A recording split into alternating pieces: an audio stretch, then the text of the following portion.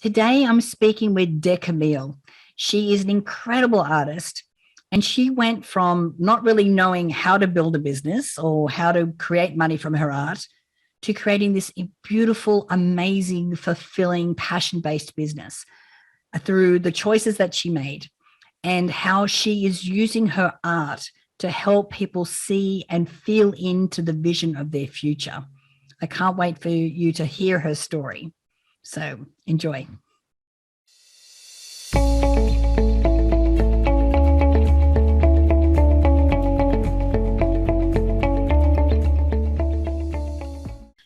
Well, hello, everyone, and welcome to the podcast for this week. This week, I have a very delightful surprise.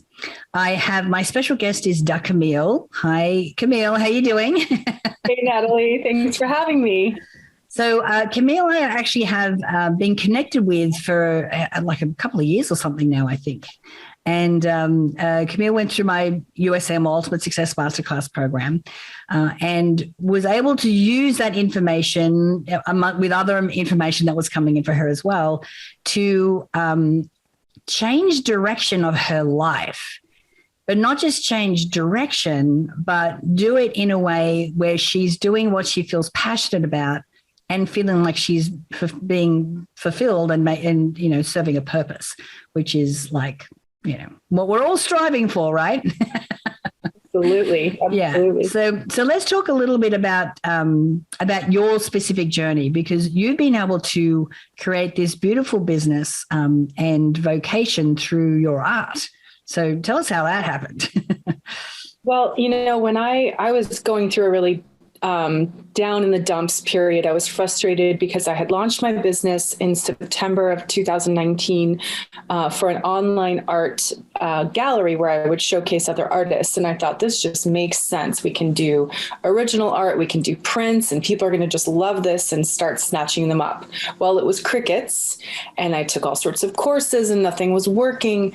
And I was really discouraged because I was literally like, God, why am I not succeeding doing the thing I love doing the most? I've discovered my gift. I know what my gift is. I identified what I wanted to do, and I wasn't succeeding. And I was sitting around late one night, and I was on YouTube kind of looking for law of attraction type guided meditations and lectures and things to just re-stimulate my what's that word? Reticular activating system. Yes, reticular activating system. Thank you. And I found you came to me. You had your ad for USM and Mind Movies, and it just spoke to me. And I knew in the back of my head I should sort of like make sure it was okay to invest in with my husband, but I didn't care what his response was. I knew I had to invest in it. It just spoke to me as a visual person. And so I took the course, and again, it helped me visualize and see myself performing and creating and having people come to me, having people call me. I have that on my vision board, that people are regularly pursuing me to do commissions. And so this kind of started that momentum in that direction. And I always go back to this analogy of a train. And that's a part of my concept of the project is manifest station. And the station part is part of the word manifestation, but it's also this train station concept where we can be on a train going in a certain direction, and we're kind of a passenger in the train as opposed to the driver sometimes. And if it's not in the direction we want to go, we can always get off at the next stop and sort of sit there on the sidelines, observing and sensing where we want to go next, or going to the opposite direction and going the opposite direction on the train, or leaving the station altogether. And when I kind of started to open my awareness of how many options I had and realized that so many of my things and belief systems were truly limiting me from pursuing and believing that I could be a successful artist, it just sort of changed everything. It broke me out of that shell and that mold and that wiring. And so that is where you helped me. You really helped me visualize this, and then all the tools manifest this dream. And I believe that strongly. You know, I'm a perfect example of that just like happening. You know, we were talking a little earlier about how sometimes we don't understand, or we don't remember, or maybe we didn't get the memo, Right. that we can have choice. Like sometimes we go, we're stuck in something because we think we should.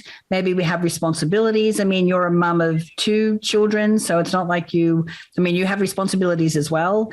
And so sometimes we don't realize that we have the choice, or how to make the choice that's in alignment with our, particular values.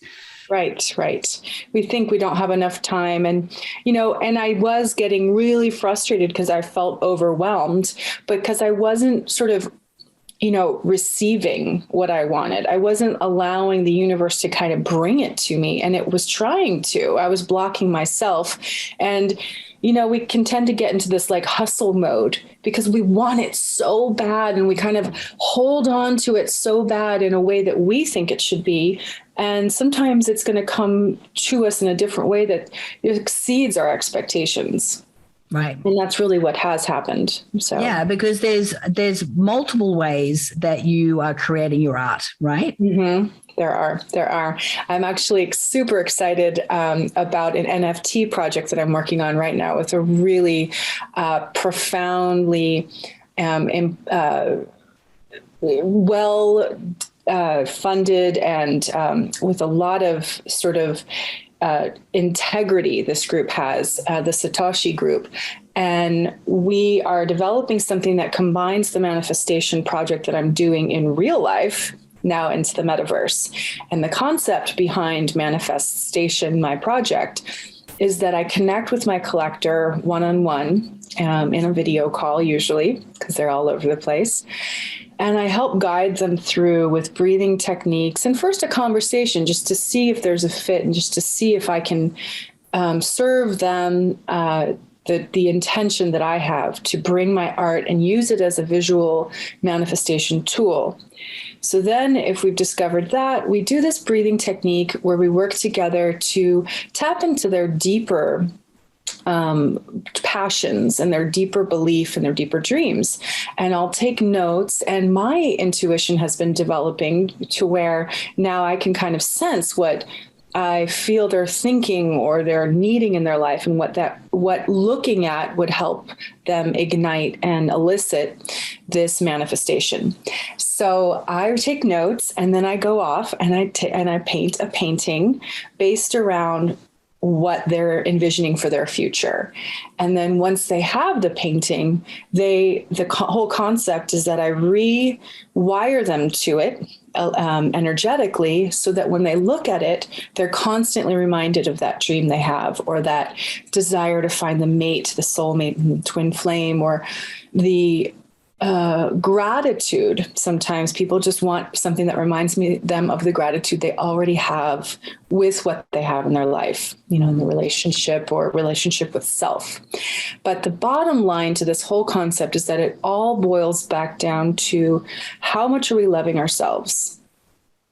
How much are we, what is the dialogue going on in our minds? How are we treating ourselves? When we look in the mirror, how critical are we? Or critical of where we are in our lives, or upset that we don't have enough money.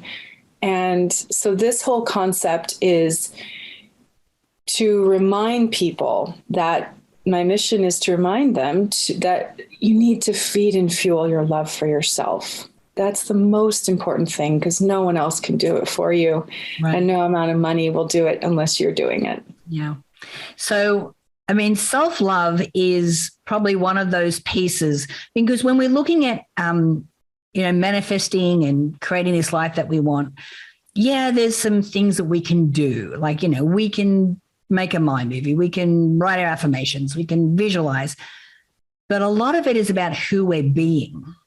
Mm-hmm. Who we're being at the core is the frequency. That is what we're emanating. This is the difference between wanting it so bad and why isn't it coming, and oh, everything kind of just works out for me. Like, it's the difference between those two flows. So self-love is a big component of that, because if we don't believe we're going to be successful, we don't believe that we deserve it, that's what blocks us from being successful, right? Right. So it sounds like that was a bit of an aha moment for you. So tell me how did you come to that realization? Like, what was your self-love level when you first started on this journey? And what has it blossomed into? I get goosebumps because, when I talk about this story, it doesn't make me look very good. And it's when I tell people that, this all came into focus because I was yelling at my kids, and I was kind of going on the train of becoming a verbally and possibly a physically abusive parent to some degree. And that was my wake up call. And because I was very aware of what my emotions were when I would get angry. And I was so resentful that that nothing I was doing was enough. I was so resentful that my business wasn't working and I wanted it to, and that I needed to, help my daughter get her boots on, and she wasn't listening. But I was angry and I felt guilty. And I knew that I could just see when I was looking at her and yelling at her, myself as a child. And so that came back full circle of like, wait a second, you're the mom now, Camille. You're the mom, you're the adult, and you have to work on yourself. And you have to make sure that your cup is full, because she is mirroring everything that I'm doing. And I realized that my little girl inside was not healed. Was not really feeling safe and was not really feeling in love with herself. And so I started a bunch of meditations, and I did some hypnotherapy for inner child work. I realized my hormones were imbalanced, and a lot of this anger and rage was coming out of this whole thing. That is an issue that I feel is very, very little is done for it, or is it spoken about? And I think often the mental health and emotional health of both, men and women has to do with their hormones, really. Yeah. What I've discovered. So that was my wake up call. And the interesting part back on self-love is that once you do have this contentment most of the time, and it is something we have to constantly check in with ourselves. And once you are believing so wholeheartedly that you have the success or what it is that you want, you literally stop needing it. Mm. And it's sort of in between that beautiful zone that the universe is like, oh, well, then you should have it because you already have it and you're already feeling like you have it and you believe that you have it. So here you go. And so that's when you start receiving these things, because the universe just wants you to have anything that you want, Yeah. And I had a mantra, things are always working out for me, from, the Esther Hicks world, and just all of this beautiful stuff. So, yeah. And I'm loving how you're like, you've got this tool and then we've got this tool and then we're doing this. And, there's such a plethora of techniques and tools and things that we can use. And I think part of it is having the motivation and the, inspiration to be using these tools. Right. Because it can be really easy for us, when going gets tough, just to default back into what we know or what makes us feel comfortable or, where we feel better. But, that normally is our subconscious mind throwing up all of these, excuses, these thoughts, these behaviors that want to keep us safe, because exactly. It's reminding us, remember, you don't deserve this. Right. So don't bother putting in the effort, because you're so much safe. Yes, we're more powerful than our subconscious mind. It just wants to keep us safe. And, it's used to the status quo. It doesn't want these pivots and these changes and these transformations. It's not supporting that. So, yeah.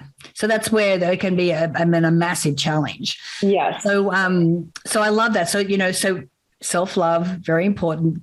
Another piece, and we were talking about this the other day on a training that we're on, was this forgiveness piece. Because you were talking about how, you were like, had to get, like, you understood that, you were, yelling, you like, this is not the parent that I want to be. How did you get to that place of forgiveness for yourself? Because unless you release that, you kind of stay tethered to, that version of you, which is not necessarily you. It's just behavior that's showing up in the moment. That's a great question. I think enough meditation, I think enough really communicating with my children about how human I was, and realizing also that there was different, there's something called parent-child interactive therapy that we've been doing with our child, because it's such an ongoing thing. Kids need so much attention, right? And they want this connection. All they want to do, even when they're acting out, is connect. So it's really like just this retraining, because neither of my children were at all accidents. It was sort of like I'd been wanting to have them since I was 4, practically. I've like spent my life obsessing over, I have to have children. I was so wired for that. And it got to the point where it felt so challenging to be a mother. And then, of course, at a pandemic, and I kind of kept questioning, why did I want this so much? Like, why am I so biological? Why was I so biologically wired to have wanted this? And, a lot of people have said children are our greatest gifts, or our greatest tests, right? It's the biggest challenge to go through and almost heal any of the genetic and hereditary challenges that keep cycling through the generations. And it's such a big generation from the baby boomers who raised me, and the world of spanking, and the world of making, laying down this fear in children, and thinking that level of authoritative discipline would work. It's just not the way. Yeah. Yeah, I know. I think as a parent, it's like, and you're also responsible for these lives. Right. And it can be challenging because, I don't have children. But a lot of my friends and siblings, my sisters, especially, they just go, it's like you see yourself in them, the good and the bad. Right. Yes.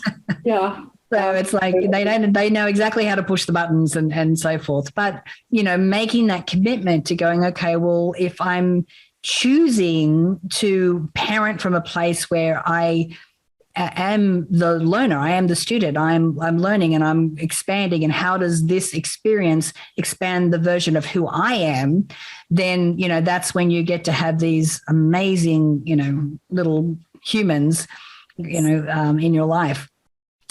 Now, the other thing I want to talk about, because, you, like you were saying before, that you take people through a process when you're doing your paintings, and you're talking about a lot about where their life is going, what's important to them right now. And yes, you can have all that information, but I'm assuming that you also have a process or some way that you can connect with the divine, so that, not only do you have the information, but it's also coming through to be able to divinely create this art that you're doing. How do you do that? How do you connect to the divine? So it's definitely, I'm breathing with them, and my eyes are closed, and, I don't advertise this a lot because it happens so organically. So people are attracted to it, that I'm already sort of, maybe our spirits talk to each other ahead of time to kind of figure out if this is a right match, or there's a vibe, right? How it's sort of like how you meet your future best friend or your partner. And so I think there's that element before we've even met. And then when we're meeting, a lot of my intuitive wisdom kind of definitely has been developing through the work that I do already, the meditation, and then my personal work. And then when I'm connecting with them, like I said, I'm breathing deeply, and I'm just getting these images and asking them questions. Oh, I saw that. And making notes, and just, it comes through. It's sort of in line with that channeled energy. I'm not one that sees auras. someone just asked me that on a call the other day. It's more, but I am open to this concept being about a legacy or this kind of tribute, like some of the work is a tribute piece for their wedding anniversary. And some of those can just be super profound because for obvious reasons. And then, some things are more for the future. But it's all about not just focusing on the future. It's about being in the moment. So some people just want a simple ocean view that reminds that when they're looking at the ocean, it brings them peace and they aren't able to get to the ocean as much as they'd like. And so that's where it comes from. But I think at the bottom line, what really strikes people's interest is that it's personalized and that it's really all about them. And that it can be used as not just a commission piece, or not just enjoyed as a commission piece of decoration, but can really be used to ignite this energy and remind them of this energy and self-love. Yeah. Because, we've talked about how, some versions of your painting is like a vision board. And, but it's symbolic of someone's, future. So even being able to sit and energetically, look at that, it can also help people to sit in that visualization of the future that they want to create. Completely. This was all kind of came about because of this vision board concept. And, the work of Dr. Joe Dispenza has been really influential. And then, but of course, the main thing was your Mind Movies program, because here it was visuals and I was creating it. And it just, as an artist, it just completely worked for me, Yeah, I love that. So, all right. So you've been on this journey. So tell me what life looks like now for you. Like, what have you been able to create? You've had your the and you did mention that maybe it's manifested, it exceeded your expectations. So, the reason I want you to share this is so that people can see what is possible, when you start from like, I want to do art as a business, but I have no idea what that looks like, as to what actually can come to fruition.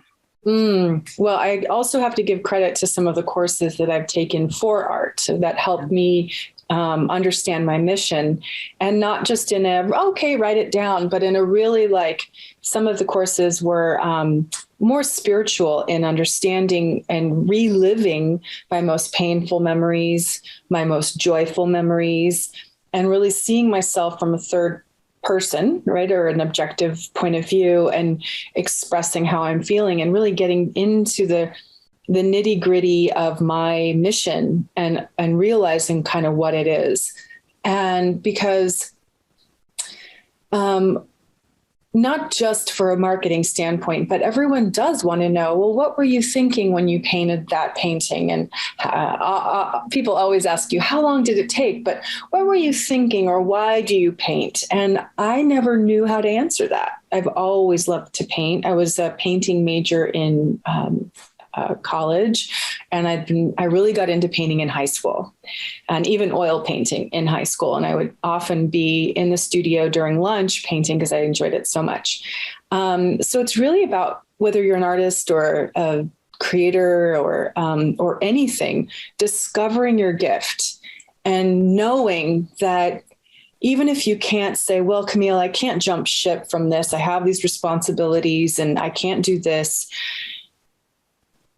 Find a way to do that, and over time, maybe segue into it. So it's your plan B, but you have to commit to it in a sense of sacrificing other things, maybe some other events, right? Don't lose your life and your social life completely, but not watching TV at night. I love the analogy, like I'm never going to lay on my deathbed saying, I wish I had seen the rest of Ozark or The Simpsons or whatever it is. You are here to fulfill whatever your heart wants to do. And you'll know it's your gift when you are doing it and not even thinking about being paid for it. Right. And then the money follows. Or if it's not working, you still want to do it. And you wouldn't give up on it, that's kind of what I had to do. And I mean, I've been working hard at this. So it's like, Yeah. yeah. Now you get that lifestyle that you want, and you know, and I'm sure that because you're a happy mom, that you have a happy family. Yes.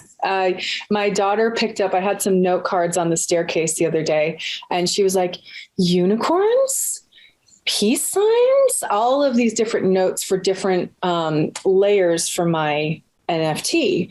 And she's one of my biggest supporters. She's always like handing out a business card to someone or telling them that I do art, but she really wants me to get back into children's art. And the fun thing about NFTs is that there's lots of this sort of childlike frivolity and naivete and all of these things.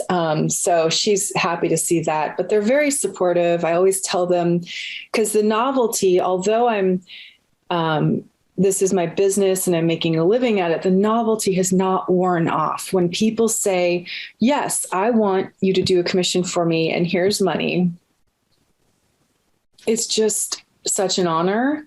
And I don't think I'll ever stop being grateful for that someone wants my work, and my prices are increasing because I want to spend more time with each piece and really get it to the next level and, have fewer clients each month so I can spend more time with them, because I go back and forth. Once I'm about 70, 80% in a painting, I'll go back and forth with them as many times as it takes that they are completely satisfied. And so that there's not one part of the painting that they're like, I didn't really like that, but that they're completely satisfied before I send it to them. And that can take sometimes months. So, yeah. So if people want to connect with you and reach out and find out more about what you do, and like, where can we send them to do that? Oh, well, I mean, I should give, since I can't write it, my whole Calendly, but I think just my email is a good start. Camille at decamille.com. Camille is Camille. And my online site is coolarthouse.com. That's also a good way to see. I have several artists around the world that I represent. And there's also a way there to contact me and get in touch and just see if there's a conversation that we can have. And if nothing else, I love just sharing my mission with people and reminding them, there's no place like home, like just click your own heels. I love that. Well, Camille, thank you so much for your time today. It's thank you for having me. One of those inspiring stories. And again, it's like when you have that dream or that, and you're committed to it, that, you will seek out the information, the tools, everything that you need to make it happen. Yes. Right. And it's never too late. It's never too late for us to be able to do this. And I mean, why not? And I know you've touched a little bit on NFTs, which, I have started these conversations about, these new ways we're working, we're going into the metaverse, we've got NFTs and crypto and all these other ways of making money. And we're not too late to learn about this and to be part of the wave. So I'm really grateful that you were able to share that today and for all of your time. And thank you so much, darling. Oh, thanks for having me. Truly, I'm so grateful for you and to you.